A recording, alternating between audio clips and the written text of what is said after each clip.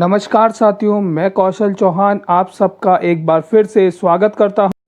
आज का पहला प्रश्न है, राजस्थान के किस जिले में इंद्रप्रस्थ औद्योगिक क्षेत्र स्थित है। इस प्रश्न के ऑप्शन है ए झालावाड़ जिला, बी कोटा जिला, सी बूंदी जिला, डी चित्तौड़गढ़ जिला।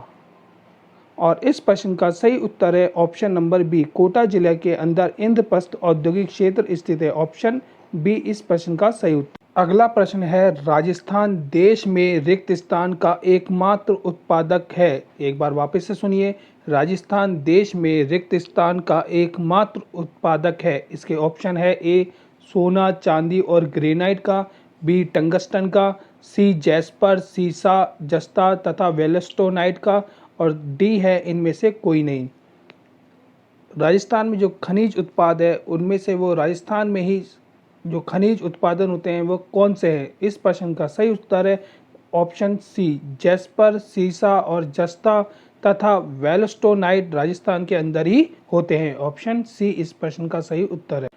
अगला प्रश्न है, लघु उपक्रम के लिए प्लांट और मशीनरी में निवेश की सीमा क्या है।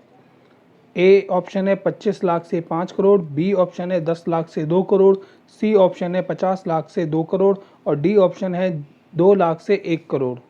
मतलब जो अपन उद्योग लगाते हैं उसके अंदर लघु उपक्रम के लिए निवेश की सीमा क्या है। और इस प्रश्न का सही उत्तर है ऑप्शन नंबर ए, 25 लाख से लेके 5 करोड़ तक की सीमा है। कितनी? 25 लाख से लेके 5 करोड़, ऑप्शन ए। अगला प्रश्न है, किस जल विद्युत परियोजना में राजस्थान सरकार ने पड़ोसी राज्यों के साथ सहभागिता की है। ऑप्शन ए है भाखड़ा नागल परियोजना, बी चंबल परियोजना, सी ब्यास परियोजना और ऑप्शन डी दिए गए सभी विकल्प। और इस प्रश्न का सही उत्तर है ऑप्शन डी, दिए गए सभी विकल्प। भागड़ नागल परियोजना, चंबल परियोजना और ब्यास परियोजना तीनों में ही सरकार की सहभागिता है पड़ोसी राज्यों के साथ। अगला प्रश्न है, राजस्थान राज्य विद्युत उत्पादन निगम लिमिटेड का मुख्य कार्य क्या है।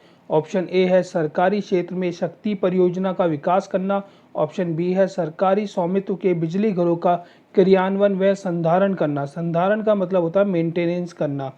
ऑप्शन सी है ए और बी दोनों, ऑप्शन डी है ना ए और ना ही बी। इस प्रश्न का सही उत्तर है ऑप्शन नंबर सी, ए और बी जो दोनों कार्य है वो विद्युत उत्पादन निगम लिमिटेड का मुख्य कार्य है। ऑप्शन सी, ए और बी दोनों। अगला प्रश्न है, निम्नलिखित में से राजस्थान का कौन सा शासक राजवंश यादव राजवंश से संबंधित है। ऑप्शन ए है राठौड़, ऑप्शन बी है सिसोदिया, ऑप्शन सी है कच्छावा और ऑप्शन डी है भाटी। इस प्रश्न का सही उत्तर है ऑप्शन नंबर डी, जो भाटी राजवंश है वो यादव राजवंश से संबंधित है। Option D. अगला प्रश्न है, अजमेर शहर का संस्थापक कौन था। एक बार वापस से सुनिए, अजमेर शहर का संस्थापक कौन था। ऑप्शन है अर्णोराज, बी अजयराज, सी अजयपाल और डी पृथ्वीराज प्रथम। इस प्रश्न का सही उत्तर है ऑप्शन बी, अजयराज जो थे अजमेर शहर के संस्थापक थे। Option B Ajayraj. अगला प्रश्न है, कर्नल जेम्स टॉड ने निम्न में से किस युद्ध को मेवाड़ के इतिहास का मैराथन कहा है। बहुत ही important question. Colonel James Tod ने किस युद्ध को मेवाड़ के इतिहास का मैराथन कहा है। ऑप्शन ए है हल्दी घाटी के युद्ध को, बी कुंभलगढ़ के युद्ध को, सी दिवेर के युद्ध को, डी गोकुंदा के युद्ध को। और इस प्रश्न का जो सही उत्तर है ऑप्शन नंबर सी, दिवेर के युद्ध को कर्नल जेम्स टॉड ने मेवाड़ के इतिहास का मैराथन कहा है। कौन सा? दिवेर का युद्ध, ऑप्शन सी। अगला प्रश्न है, किस समाचार पत्र के माध्यम से विजय सिंह पथिक ने बिजोलिया किसान आंदोलन को भारत में चर्चित बनाया। बहुत ही अगेन इंपॉर्टेंट क्वेश्चन। ऑप्शन है ए प्रताप, बी केसरी, सी मराठा, डी यंग इंडिया। मुझे पता है अधिकतर बच्चे इस प्रश्न का भी सही उत्तर नहीं देंगे और इस प्रश्न का सही उत्तर है ऑप्शन नंबर ए, प्रताप समाचार पत्र के द्वारा विजय सिंह पथिक ने बिजोलिया किसान आंदोलन को एक ही चर्चित आंदोलन और सबसे लंबा आंदोलन बनाया। ऑप्शन ए, प्रताप समाचार पत्र। अगला प्रश्न है, भारत छोड़ो आंदोलन के संचालन हेतु आजाद मोर्चे का गठन कहाँ हुआ था। ऑप्शन ए है उदयपुर, ऑप्शन बी है बीकानेर, ऑप्शन सी है जोधपुर, ऑप्शन डी है जयपुर। आपके लिए अच्छे प्रश्नों का स्तर, अच्छी जानकारी कम समय में मैं लाने का प्रयास करता हूँ। कृपया एक लाइक और एक सब्सक्राइब करके मुझे सपोर्ट करिए, यही मेरी आपसे विनती है या प्रार्थना है। और इस प्रश्न का सही उत्तर है जयपुर के अंदर आज़ाद मोर्चे का गठन हुआ था भारत छोड़ो आंदोलन के संचालन हेतु। कहाँ? Jaipur, option D. अगला प्रश्न है राजस्थान की रियासतों के एकीकरण के समय जोधपुर राज्य का महाराजा कौन था? ऑप्शन ए है उमेद सिंह, ऑप्शन बी है हनवंत सिंह, ऑप्शन सी है गज सिंह, ऑप्शन डी है विजय सिंह। और इस प्रश्न का सही उत्तर है option number B, Hanwant Singh जो राजा थे वह एकीकरण के समय जोधपुर राज्य के महाराजा थे। Option B, Hanwant Singh. अगला प्रश्न है राजस्थान की किस बोली पर मराठी भाषा का प्रभाव है? कौन सी मराठी भाषा का? ऑप्शन ए है मारवाड़ी, ऑप्शन बी है ढूंढाड़ी, ऑप्शन सी है मेवाड़ी, ऑप्शन डी है मालवी। और इस प्रश्न का जो सही उत्तर है वह है ऑप्शन डी, मालवी भाषा ऐसी है जिसमें मराठी भाषा का प्रभाव है। Option D. अगला प्रश्न है सही युग्मों को सुमेलित कीजिए। यह प्रश्न नृत्य पर आधारित है कि कौन सा नृत्य किस जाति के लोग द्वारा किया जाता है।